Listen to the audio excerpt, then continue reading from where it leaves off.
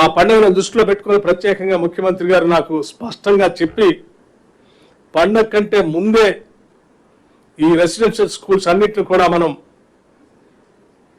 భూమి పూజ కార్యక్రమాన్ని చేసి కన్స్ట్రక్షన్ యాక్టివిటీ చేపట్టేటట్టుగా త్వరితగతిన నిర్ణయం జరగాలని చెప్పి ప్రత్యేకంగా వారి దృష్టి సారించి వారి సందేశం ఇచ్చి తద్వారా వారి పర్యవేక్షణలో వీటన్నిటిని ఏర్పాటు చేసి ఈరోజు మీ ముందు ఈ ప్రజెంటేషన్ని ఇవ్వబోతా ఉన్నాం. దయచేసి ఆ ప్రజెంటేషన్ అన్నిటిని కూడా ఒక 10-12 నిమిషాల మధ్యలో ఉండేటువంటి ప్రజెంటేషన్ని మీరందరూ వీక్షించడమే కాదు, నేను మీడియా సంబంధించిన మిత్రులందరికీ విజ్ఞప్తి చేస్తూ ఉన్నాను. ఇది మన రాష్ట్రం, మనందరి రాష్ట్రం.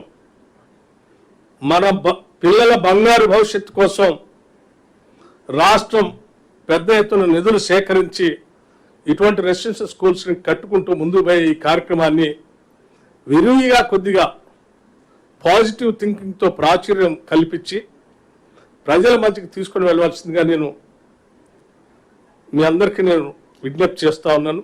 అట్లాగే ఆ మీడియా సంస్థల యజమానులకు కూడా విజ్ఞప్తి చేస్తూ ఉన్నాను.